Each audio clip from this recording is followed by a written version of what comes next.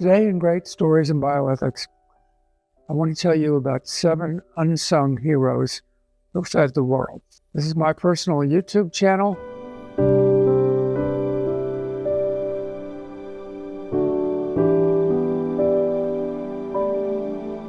I actually recorded this episode about a week ago, but 2 things have happened to make me want to re-record it and update it. And also it's now at night, not in the daytime, so it may look a little different. The first thing that happened is that Paul Ehrlich died, and I'll tell you about him in a minute. And the other thing that happened is that Operation Epic Fury began. The United States bombed Iran, and the Strait of Hormuz is basically closed down. And although the world has focused on oil there, it's also true that 30% of the world's fertilizer is locked in there right now. And that's going to tremendously impact farmers and the world. Let's just go back in time a little bit. You know, when I grew up, food was always pretty plentiful. And it took me a long time to realize how hard it was to grow food when people first came to America. I mean, the Puritans would have starved if the Indians hadn't helped them learn how to plant corn. And the people at Jamestown in Virginia did starve. It's very, very hard to grow food reliably. And it's only recently, especially in America, that we became so good at it. Here's where Paul Ehrlich comes in. In 1968, he penned a really famous book called The Population Bomb, and he was a Malthusian. He predicted that the world's population was growing so fast that, quote, he says, the battle to feed humanity is over. In the 1970s and 1980s, hundreds of millions of people will starve, and nothing that we do now can prevent it. So he was speaking as a biologist employed at Stanford. He just got it spectacularly wrong. And he continued to make these predictions for the rest of his life. He died, like I said, this week. Today is March 18th, 2026. And he never actually recanted his views. His book sold 3 million copies. He was very, very famous. He had a lot of influence on the environment movement, but he was just wrong. So the first person I want to talk to you about is George Washington Carver, who lived late 19th, early 20th century, spent a lot of time in the South, is associated with Tuskegee University, where Booker T. Washington helped popularize his views. But basically, Carver was a soil scientist and helped poor farmers do crop rotation and plant the best crops for their soil, whether it was peanuts or soybeans. He was also remarkably good at creating new uses for peanuts, and he was a real pioneer in the field. The second person I want to tell you about is Fritz Haber, a German scientist who his most important work was between 1900 and 1914. He basically revolutionized fertilizer.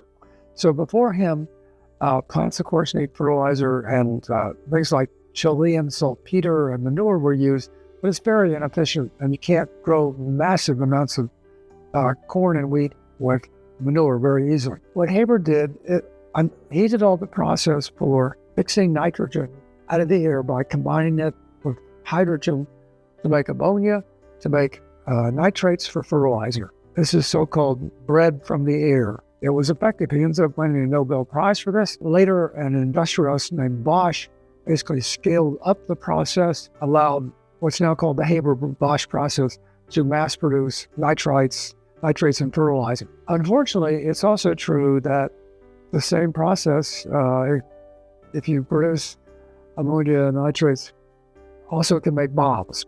And so in World War I, a lot of bombs were made with the Haber-Bosch process. So it's a tool, and it's responsible now for a lot of the world's fertilizer, including some of that fertilizer stuck in the Strait of Hormuz. The next person I want to talk about is one of my personal heroes, Norman Borlaug, an American plant scientist. He's in the Statuary Hall in the Congress.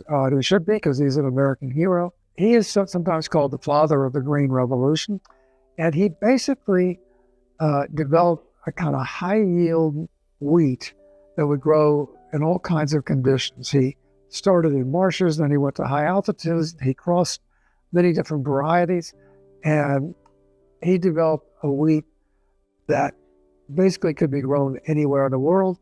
And on his epitaph, it He says, or I should say, that because of his work, 1 billion people lived and didn't starve. Norman was a defender of genetically modified food.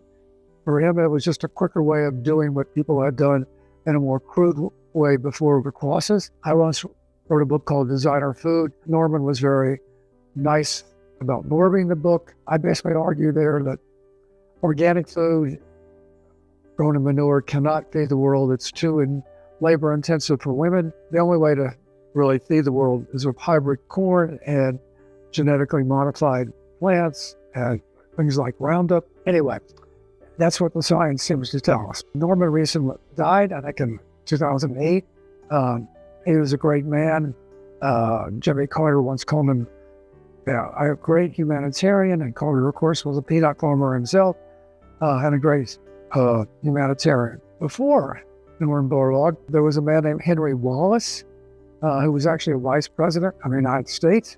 And Henry developed, was an advocate of hybrid corn, high-yield corn. I'm going to show you a picture now of how corn went from teosinte, which was the original plant, to what we have today, this very rich, big hybrid corn, all because of genetic modification. Wallace really promoted this for American farmers and promoted scientific approaches to farming. He is an unappreciated hero in American agriculture. The next person I want to talk to you about is M.S.Swaminathan, an Indian scientist who carried on Borlaug's work with rice in the first half of the 20th century.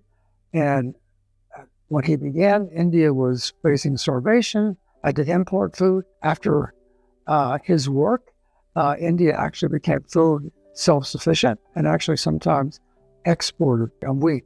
The next person I want to mention is Yuan Longping, who was a Chinese scientist who, again, following in Borlaug's steps, developed who crosses a high-yield rice for China that probably fed 500 million people, and again, got China over one of its often experienced periods of mass starvation, and that ended partly because of the work of Yuan Longping. So that's 6 people, and the 7th person I want to mention is Pedro Sanchez, who recently died. Pedro Sanchez worked most of his life on degraded African soils, basically teaching poor African farmers how to improve their soils and grow crops and become self-sufficient. He was also a pioneer of what is called agroforestry, keeping trees around farms, keeping some vegetation to be a barrier to wind and erosion. He's basically not a very well-known hero, but he deserves to be known better. So these are 7 people who were relatively unknown, whose science fed a lot of people in the world. And one of the interesting things about this episode is it makes you wonder whether science or philanthropy is better at feeding the world, because just giving money to buy food to send to people doesn't really help them to be self-sufficient. It's in many ways, it's far better to develop new tools that can help people grow their own food, their own markets, and become self-sufficient. That's it for today. That's my little lesson about food ethics and bioethics, which you intersect. I hope you enjoyed this episode.